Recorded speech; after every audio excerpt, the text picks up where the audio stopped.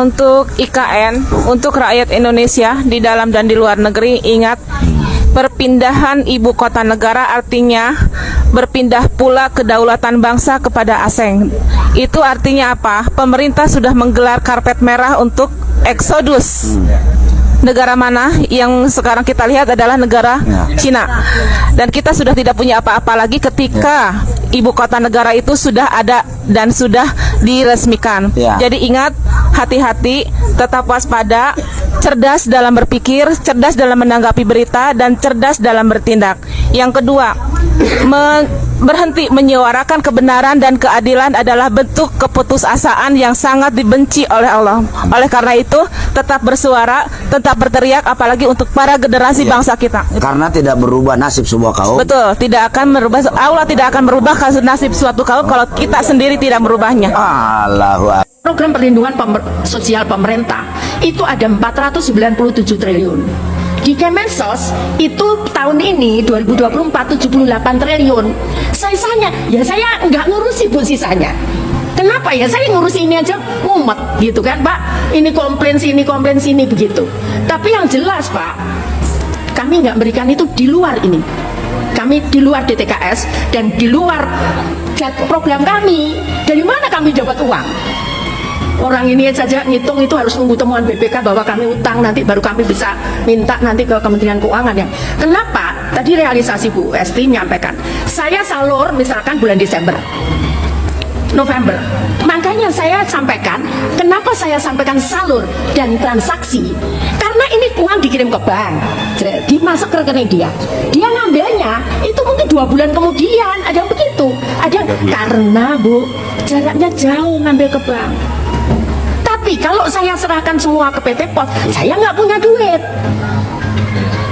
Jadi kayak Aceh besar itu Bu, dia nggak ada bank itu. Dia kalau itu butuh 500.000, padahal nerimanya bansos 300.000. Jadi kenapa dia simpan kadang ngambil 3 bulan sekali itu begitu. Pimpinan, kami nggak ada anggaran. Kalau pimpinan ada dikit tanggapan. Tadi mohon maaf Bu, tadi Bu bilang tadi bulan Januari 2024 sudah ada pencairan ya. Tanggal berapa Bu? 26. Pertama SPM pertama 26 Januari. Itu Ibu baru transfer ke bank atau memang sudah cair? SPM itu surat perintah membayar kami. Bayar ke bank? Iya. Kementerian Keuangan kapan ngirim uangnya ke Ibu? Pak, ini kalau bansos itu enggak pernah. Ini yang ini 2021 itu 4 Januari. Saya transfer SPM pertama ini. Bukan bansosnya, itu kan APBN Bu. APBN itu kan ada proses namanya siklus anggaran. Nah, Pak, ya saya nggak tahu yang jelas kami bisa bayar. Saya kan nagihkan ke keuangan bayar kapanpun saya nggak masalah. Kan itu kan jadi gini, kan anggaran itu ada namanya anggaran besar itu ada Menteri Keuangan. Tahu, Pak. Anggaran besarnya itu di Menteri Keuangan itu apa namanya pusat anggaran. Masa Ibu baru awal sudah ada uang Udah, situ? Pak. Ada Pak. Ya makanya kita tanggal berapa Menteri Keuangan mengirim ke Ibu? Kok ngirim saya? Kan anggaran kan November. Yang harus diklarifikasi itu anggaran itu langsung dari kas negara ke penerima bantuan gitu. Ke bank penyalur langsung, jadi tidak melalui Kemensos.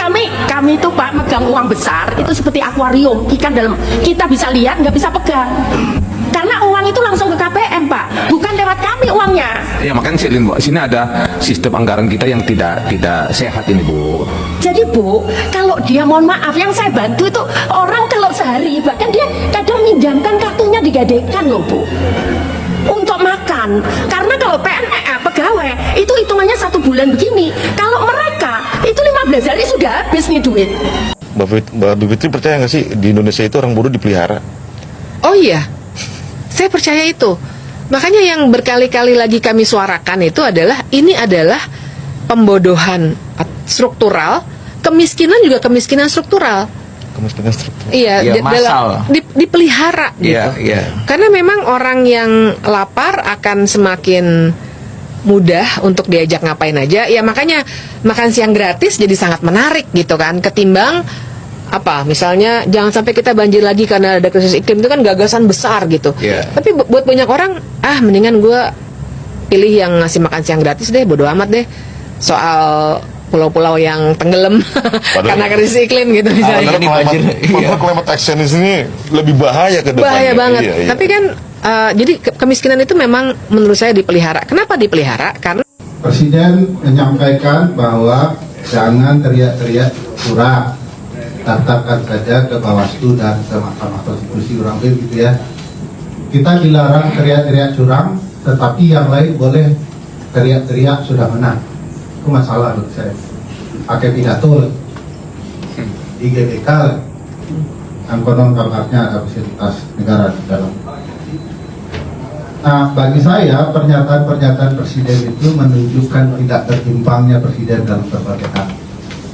Ya, teman-teman tahulah Pak Presiden itu apa yang diomongkan beda dengan apa yang dilakukan dari sejak jadi gubernur.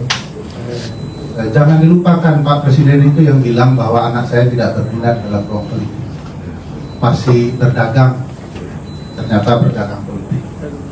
Jadi bagi saya ucapan Presiden itu menunjukkan Presiden tidak tahu hak warga negara dalam perlindungan hak sipil mereka dalam hak sipil dan politik mereka dalam pemilu, sehingga kemudian mengeluarkan pernyataan-pernyataan yang kesannya ya menyederhanakan masalah.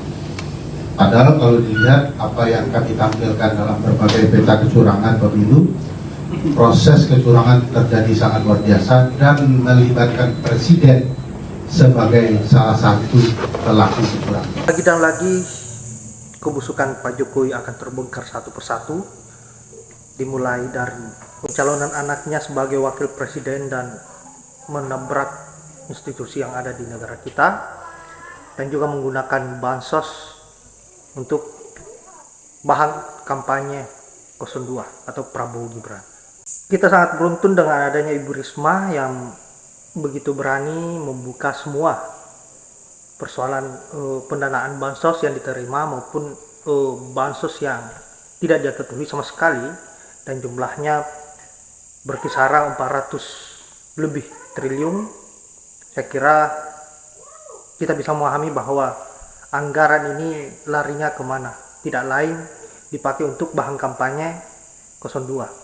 Saya kira apa yang dilakukan oleh Jokowi ini sudah sangat keterlaluan, sudah melewati batas, dan wajib rakyat Indonesia menggusur kedudukan Jokowi. Kalau bisa, beliau ini harus diproses hukum sesuai dengan apa yang dia lakukan selama ini, bagaimana mempermainkan rakyat demi ambisinya, bagaimana agar kekuasaannya bisa awet dan bahkan tidak tergantikan sama sekali. Akibat kerakusannya inilah yang membuat malapetaka menimpa dirinya. Kemarahan rakyat saat ini sudah memuncak, dan bahkan aksi-aksi dari mahasiswa maupun rakyat Indonesia, dari guru besar universitas bersatu bagaimana agar bisa membela keadilan, menumbangkan pelaku kecurangan yaitu Pak Jokowi. Baiklah, saya kira hanya itu. Semoga apa yang menjadi tujuan kita bisa tercapai. Bagaimana agar rakyat terlepas dari genggaman oleh resim-resim yang haus terhadap kekuasaan seperti Jokowi. Kita wajib melawan ketidakadilan yang terjadi di negeri. Saya akhiri dengan ucapan wallahul muwaffiq ila aqwamit thoriq. Assalamualaikum warahmatullahi wabarakatuh.